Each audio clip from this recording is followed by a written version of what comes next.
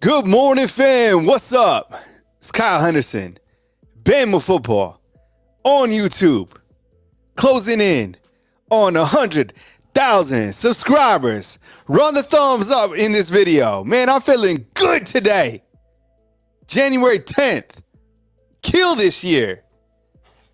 Man, we're looking at roster managing. I'm going to take your calls. So the last thing that I want to talk about before I start talking about key returners coming back is the fact that the transfer portal. Okay, so let's talk about the transfer portal. And for people thinking like, what is going on at Alabama? Why are these people leaving? Look, I don't know every single individual case, and I'm talking about the center level, the transferring, right? It's no different than last year. There was a bunch of guys that were hitting the transfer portal last year. The thing about it is this. Look, I think that I'm going to go on a little rant here. There is no shortcut to greatness. Zero. There is no shortcut to getting on the field. Not at Alabama, not in the NFL, most SEC programs. No, there's no shortcut to greatness. If you're out there and you've ever achieved something on your own, you feel good about it. But did you automatically get it? No. That's called entitlement, right? And I think there's a lot of entitlement going on, not only in college football, but in the world. What happened to working? What happened to just staying the process? Showing up every single day until you get an opportunity to step on the field or to step on and prove yourself. It takes time, and not everybody is going to get an automatic chance to shine. But you're going to get a chance eventually when your name is called, whether that's in work, whether that's on the field, whatever it is. But I think the entitlement is coming, and it has set into college football, and it's sad because it is hurting the overall process. That's why I have respect for guys who didn't start this year, who didn't cry about it, who are still coming back and working hard to try to get onto the field. Imagine how hard it is for Ty Simpson to come back this season. His father's a football coach at UT Martin. He could have hit the portal. He could have gone and played at a lot of different places. We didn't hear anything from him. Nothing. When they showed him on the sideline, he was happy for Jalen Milroe. Look, it takes time. I don't know if he's going to get an opportunity, but the times that he did get an opportunity, he did a good job. And same goes for a lot of these guys. Spoke to Justice Haynes, right? During media day. He didn't complain that he was sitting behind Jason Roydell. Is he more talented than them this past season? Maybe by the end of the year he was, because now he's playing more like a sophomore, but he didn't complain. He got some opportunities in the Rose Bowl. We all wanted to see more of him. And I think that's why Roydell is hitting the portal, because he's coming through. I was talking about this yesterday. I think Justice Haynes has an elite playing ability. And I'm not trying to overhype the kid. I could just feel it. I think if Alabama is able to build up their offensive line enough, I mean, who knows? He could be the next 1,000, 1,500 yard rusher. I was looking kind of back in the stats. Brian Robinson is the last running back to rush for over 1,000 yards. He hit 13 a couple years ago. Entitlement has settled in. If you're a player out there, stay hungry, stay the course, stay the grind. It takes time. Not everybody is going to get on the field immediately. And I think what this NIL has done, has it created more parity, which is exciting to watch 100%. But you have to wait your time, right? For me personally, I'm about to hit 100,000 subscribers here on YouTube.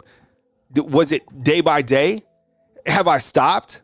No. Is the job over? No, job's not finished. You start looking about more ways to add on to the product, right? That is the goal. It's not done. It's never done. It's never done. Stay hard. Stay the grind. All right, let's look at the key returners on the offensive side of the ball, okay? I was digging through this, and this doesn't include guys who are transferring in.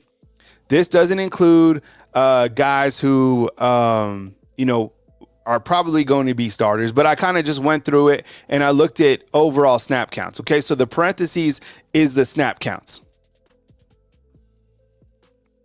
Jalen Milroe, 777 snaps. So you look to all this, and the offense has a lot of experience coming back. Jan Miller, 118. Justice Haynes, 48. Only 48 snaps for Justice Haynes. You didn't hear him complaining, right? So a little young in the running back group, but you know that those guys are absolute ballers, can carry the workload going into this next season. Isaiah Bond, 615 snaps. Kobe Prentice, 192. Kendrick Glock, 233, which is crazy because Malik Benson had more than each of these guys. need to figure out a way to get Kendrick Law the ball many more times. Jalen, hell, that's a lot of playing time for a freshman, 155 snaps. And look at all the tight end snaps right here. A lot of 12 personnel this past year for Alabama. CJ Dupree, 524. Amari Nyback, 358. Robbie Oots, 370. Right? That's probably why Miles Ketzelman hit the transfer portal.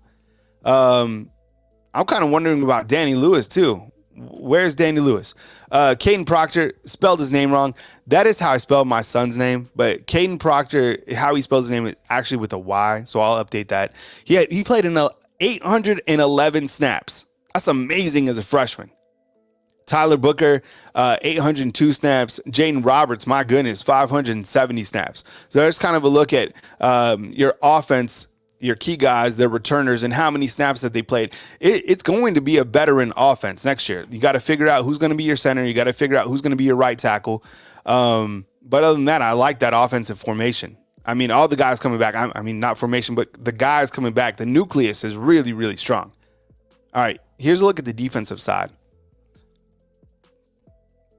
All right, key returners on defense. Less names, clearly, because you look at all the names going out to the NFL draft. A lot of them mostly on the defensive side of the ball. All right, Caleb Downs, 890 snaps as a freshman. Amazing. True freshman, 890. Freshman All-American, had over 100 tackles. That's just incredible. Malachi Moore, 751 snaps. He's coming back. That's huge for Alabama because now, as you can see, with Trey Amos playing 300, I didn't realize that Trey Amos played in 340 snaps. That's a lot, right? So you look at the secondary, and this doesn't include younger guys that are going to step up and compete or transfer in Damani Jackson. These are just the guys that have played last year. And you see that Trey Amos played in 340. Your inside linebackers. This is huge. So you have Deontay Lawson, 6'3", and then Jahad Campbell with 532 snaps. That is huge for the inside linebackers. But as you can see, there's no outside linebackers that really crack this board. But on the far side, it's Q Robinson, but he didn't even play 100 snaps. The defensive line, love it.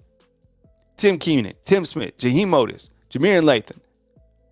Right? 231 snaps. That's a lot of snaps for some of these guys on the defensive side of the ball. And then you add LT Overton to the mix.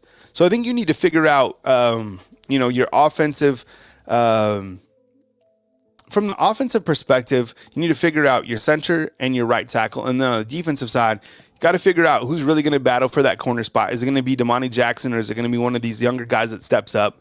You got to figure out who's going to be a safety. You got to figure out your outside linebackers. Are going to be some of those young guys or is it going to be Q Rob?